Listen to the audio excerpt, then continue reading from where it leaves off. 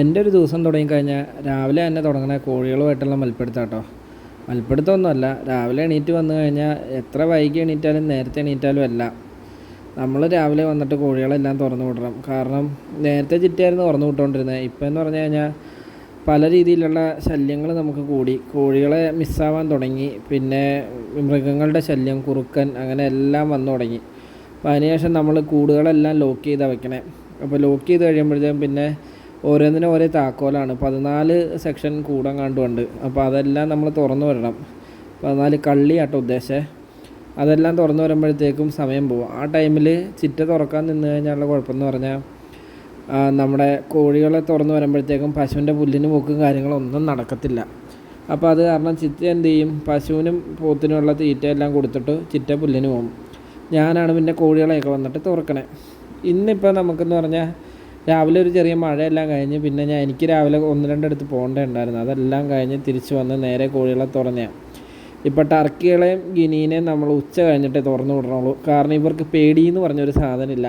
പട്ടി പിടിക്കാൻ വന്നാലും പട്ടിയുടെ നേരെ പോയി നിൽക്കും. പട്ടി കഴുത്തിന് പിടിച്ചിട്ട് പറഞ്ഞിട്ട് കാര്യമില്ലല്ലോ. അപ്പോൾ അത് കാരണം ഉച്ചയ്ക്ക് എല്ലാവരും വീട്ടിലുള്ള സമയത്ത് തുറന്നു വിടുകയുള്ളൂ. അതുവരെ നമ്മുടെ ഈ കൂട്ടിലിടും. തീറ്റയും വെള്ളം അൺലിമിറ്റഡ് ആയിട്ട് കൊടുത്തുകൊണ്ടിരിക്കും. പിന്നെ ഇടയ്ക്ക് പച്ചല എന്തെങ്കിലുമൊക്കെ പറിച്ചിട്ട് കൊടുക്കും. പിന്നെ നമ്മുടെ ഗിനിയുടെ പെട പൊരിഞ്ഞ് തുടങ്ങിയിട്ടുണ്ട് കേട്ടോ. അത് കാരണം നല്ല കൊത്താണ് നമുക്കിട്ട് തന്നെ. എവിടെയെങ്കിലും പോയിരുന്ന് പിടിക്കാൻ ചെന്ന് കഴിഞ്ഞാൽ അപ്പം കൊത്തും. അടുത്ത നമ്മുടെ പുതിയ ടീംസിനെ എല്ലാവരെയും ഞാൻ അതിൻ്റെ ഉള്ളിൽ കയറ്റിയിട്ടുണ്ട്. പിന്നെ ഗിനിയുടെ പൂവിനെ നമ്മളിപ്പോൾ ഉച്ച കഴിഞ്ഞ് തുറന്നു വിട്ട് തുടങ്ങിയിട്ടുണ്ട്. പിന്നെ കൊത്ത് കൂടുന്ന സമയത്ത് പതിയെ ഓടിച്ച് വലയിൽ കയറ്റും, അല്ലാതെ വേറെ വഴിയില്ല. അപ്പോൾ അങ്ങനെയൊക്കെയാണ് കാര്യങ്ങൾ പൊയ്ക്കൊണ്ടിരിക്കുന്നത്.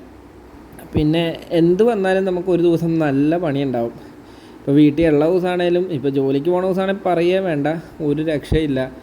കാരണം നമ്മൾ വെളുപ്പിന് തന്നെ എണീറ്റ് പരിപാടികൾ തുടങ്ങണം. ഇവരുടെ തീറ്റ എല്ലാം കൊടുക്കണം. ഇവന്മാരെ പുറത്തിറക്കി ഓരോരുത്തരെ സെക്ഷൻ തിരിച്ച് കയറ്റി ഇടണം.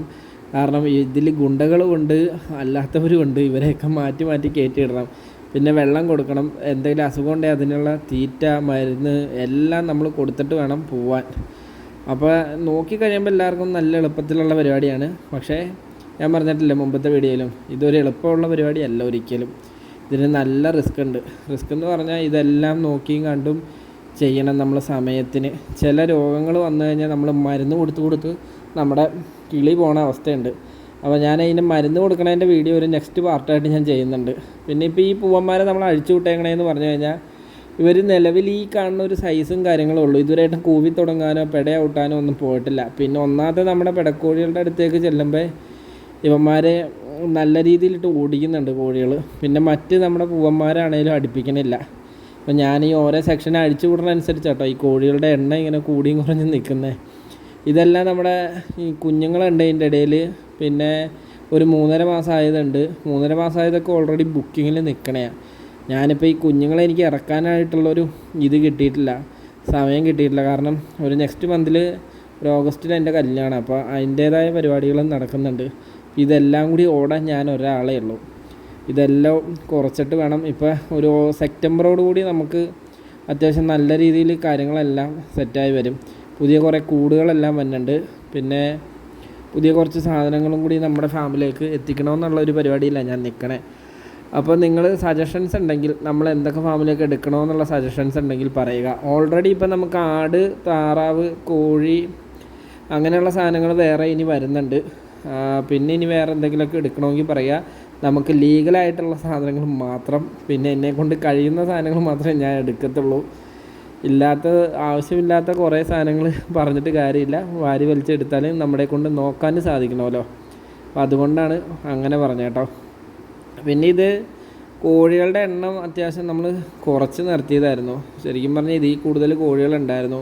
അപ്പോൾ കോഴികളുടെ എണ്ണം കൂടിയപ്പോഴത്തേക്കും പല വിധത്തിലുള്ള അസുഖങ്ങൾ വന്നു തുടങ്ങി. പിന്നെ ഈ പറഞ്ഞ പോലെ നമുക്ക് പല പട്ടികളുടെ ശല്യം കൂടി. ഈ പട്ടികൾ വന്നിട്ട് നമ്മുടെ കോഴികളെ ഒരു ആഴ്ചയിൽ തന്നെ ഒരു 5-8 പെടക്കോഴികളെ മാത്രമായിട്ട് കൊണ്ടുപോയിട്ടോ. ഞാൻ ഇഷ്ടപ്പെട്ട് വാങ്ങിച്ചുകൊണ്ട് വന്ന കോഴികളെ വരെ കൊണ്ടുപോയിട്ടുണ്ട്. അപ്പോൾ അത് കാരണം ഞാൻ കുറച്ചതാണ്. പിന്നെ കാര്യം നമ്മൾ പട്ടി സ്നേഹിയാണ്, ഇല്ലയെന്ന് ഞാൻ പറയുന്നില്ല. എന്നാൽ പോലും ഈ സാധനങ്ങൾ വന്ന് പിടിച്ചുകൊണ്ട് പോണത് ഭയങ്കര ഒരു ഇതാണ്. നമ്മൾ ഭക്ഷണം കൊടുക്കും അവർക്ക്, പക്ഷേ അവർക്ക് അതൊന്നും വേണ്ട. അവർക്ക് ഈ പറഞ്ഞ പോലെ നമ്മുടെ ലൈവായിട്ട് നിൽക്കണ എന്തെങ്കിലും സാധനത്തിന് പിടിച്ചുകൊണ്ട് പോകണം എന്നൊക്കെ പറഞ്ഞു കഴിഞ്ഞാൽ നടക്കണ കാര്യമാണോ?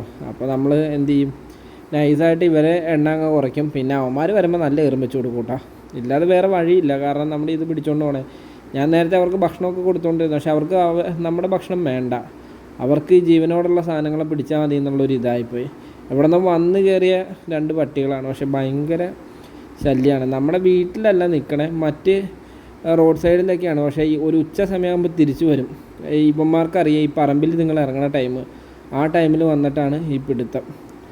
പിന്നെ ഇത്താണ് നമുക്ക് മറ്റേ തീറ്റ ഗ്രോവറാണ് കിട്ടിയത്. പെല്ലറ്റ് ഇല്ലായിരുന്നു. പക്ഷേ തീറ്റ നമുക്ക് ഫുള്ള് തീർന്നു. അരി ഗോതമ്പ് എല്ലാം തീർന്നിരുന്നതുകൊണ്ട് ഈ ഗ്രോവറാണ്. അപ്പോൾ എന്താ കുഴപ്പമെന്ന് വെച്ചാൽ ഈ വലിയ കോഴികൾക്ക് കഴിക്കുമ്പോൾ ഇറക്കാനൊരു ചെറിയ ബുദ്ധിമുട്ടുണ്ട്. അപ്പോൾ അതിങ്ങനെ അവന്മാർ തൊണ്ടയിട്ട് പിടിച്ചിട്ടൊക്കെയാണ് ചെയ്യുന്നത്. ഇനിയിപ്പോൾ അതിൻ്റെ ഇടയിൽ വേറെ തീറ്റകളൊന്നും മിക്സ് ചെയ്യാനായിട്ട് നമ്മുടെ കയ്യിൽ ഇല്ലേന്ന് താനും. അപ്പോൾ ഈ പ്രാവശ്യം ഗ്രോവറിലങ്ങ് പോട്ടെ എന്ന് വിചാരിച്ചാൽ നിന്നെ. എന്ന് വെച്ചാൽ നമുക്ക് മുട്ടയ്ക്കൊന്നും ഒരു കുറവില്ല. കൃത്യമായിട്ട് മുട്ട ഇടുന്നുണ്ട്. കുറേ പേര് പൊരുന്നലിരിക്കുന്നുണ്ട്. അപ്പോൾ ഈ പൊരുന്നലിരിക്കുന്ന കുറച്ച് പെടകളൊന്നും പുറത്തേക്ക് ഇറങ്ങിയിട്ടില്ല. അവരൊക്കെ അതിൻ്റെ ഉള്ളിലാണ്. പിന്നെ അല്ലാതെ നീ നിൽക്കണേലും പൊരുന്നലുള്ളവരുണ്ട് കേട്ടോ. അവന്മാരെന്ത് ചെയ്യുമെന്ന് വെച്ചാൽ ഈ കഴിച്ച് കഴിഞ്ഞിട്ട് നേരെ ഓടിച്ചെന്നിട്ട് കൂട്ടിലേക്ക് കയറും. പിന്നെ മുട്ട ഇടാൻ വന്നവരെയും കൊത്തും. അതാണ് ഏറ്റവും വലിയ ഇത്. പിന്നെ കാവലായിട്ടുള്ളത് ഈ 2 വെള്ളപ്പിട പൂവന്മാരെ കണ്ടല്ല, അവന്മാരെ കൊണ്ട് ഒരു രക്ഷയില്ല. അവന്മാർക്ക് ഈ പറഞ്ഞ പോലെ പട്ടി പൂച്ച ഒന്നിനും പേടിയില്ല. അവരതെല്ലാവരും വരുമ്പോൾ അവന്മാർ ഫ്രണ്ടോട്ട് കയറി ചെല്ലും. പക്ഷേ ഒരു ഞവളിയാൽ തീരാവുന്ന കേസേ ഉള്ളൂ അവന്മാരൊക്കെ. പക്ഷെ ഇവരൊന്നും കേൾക്കത്തില്ല. പിന്നെ ഇതെല്ലാം കഴിഞ്ഞിട്ട് വേണം കേട്ടോ ഇനി നമ്മുടെ അടുത്ത സെക്ഷനുണ്ട്. പോത്തിൻ്റെ പരിപാടിയുണ്ട്. കാരണം പോത്തിനെ ചില ദിവസങ്ങളിൽ രാവിലെ കുളിപ്പിക്കും. മഴയൊക്കെ ആണെങ്കിൽ ഇപ്പോൾ കുളിപ്പിക്കാറില്ല. കാരണം ഈ പനിയുടെ ഒരു ഇതായിരുന്നുകൊണ്ട് അവനൊന്ന് പനി മാറാൻ വേണ്ടി നമ്മളിങ്ങനെ വെയിറ്റ് ചെയ്ത് നിൽക്കുമായിരുന്നു. അപ്പോൾ ഇപ്പം മാറി ഞാൻ പാടത്തൊക്കെ കൊണ്ട് കെട്ടുന്നുണ്ട്. അതിൻ്റെ വീഡിയോ നമുക്ക് അടുത്ത പാർട്ടിൽ ഞാൻ ഉൾപ്പെടുത്തുന്നുണ്ട്. കാരണം അവൻ്റെ മാത്രമായിട്ട് കൊണ്ട് കെട്ടുന്നതും കാര്യങ്ങളും എല്ലാം ആയിട്ട് ഞാൻ ഉൾപ്പെടുത്തുന്നുണ്ട്. ഇതിപ്പോൾ നമ്മുടെ കോഴികളുടെ മാത്രമായിട്ടൊന്ന് കാണിച്ചതാണ് നിലവിൽ. കാരണം ഒത്തിരി പേര് ചോദിച്ചായിരുന്നു കോഴിയുടെയും പോത്തിൻ്റെയൊക്കെ ഈ ഡേ ഇൻ മൈ ലൈഫ് ചെയ്യുമോയെന്ന് ചോദിച്ച്. ഇതിപ്പോൾ നമ്മൾ കൊട്ടകൾ വെച്ച് കൊടുക്കും. കോഴികൾ ഇറങ്ങിക്കഴിഞ്ഞാൽ മുട്ടയിടാൻ അപ്പോൾ ഓരോരുത്തർ കയറും. ഇത് കണ്ട 2 പേര് പൊരുന്നലും മുട്ടയിടലും ഒരുമിച്ചാണ്. അപ്പോൾ അങ്ങനെ കയറിയിരിക്കും. നമുക്ക് ഈ കള്ളിയുടെ തന്നെ 3-4 കൂടുണ്ട് ഇങ്ങനത്തെ ഈ ഇരുമ്പിൻ്റെ കള്ളി അടിച്ചിട്ടുള്ള. അപ്പോൾ ഈ 4 എണ്ണത്തെ എന്ത് ചെയ്യുക, ഓരോരുത്തർ കയറി കഴിഞ്ഞാൽ നമ്മുടെ പുള്ളിപ്പെണ്ണൊക്കെ കയറി റെഡി ആയിരിക്കും മുട്ടയിടാൻ. ഇനി അടുത്ത ഇതിലും കൂടി കയറി കഴിഞ്ഞാൽ ഫുള്ളാവും നമ്മൾ. അപ്പോൾ ഈ സമയത്തിന് തിരിച്ചു വന്ന് എടുത്തില്ലെങ്കിൽ കാറ്റെടുത്തുകൊണ്ട് പോവുകയും ചെയ്യും. അത് വേറൊരു തൊല്ലയാണ്. ഇത് നമ്മുടെ പൊരുന്നലിരിക്കുന്ന ടീമും കൂടി കേട്ടോ. കാണിക്കുമ്പോൾ എല്ലാവരും കാണിക്കണമല്ലോ. പിന്നെ ആ തൊപ്പിയുള്ളതിൻ്റെ തൊട്ടപ്പുറത്തിരിക്കുന്ന ഒരു 12 മുട്ടയായിട്ടിരിക്കുന്നതാണ്. പുള്ളി രണ്ടാമത് പൊരുന്നാൻ വേണ്ടി കയറിയേക്കണതാണ്. മറ്റേത് മുട്ടയിടാനും കയറിയിരിക്കണേ കേട്ടോ.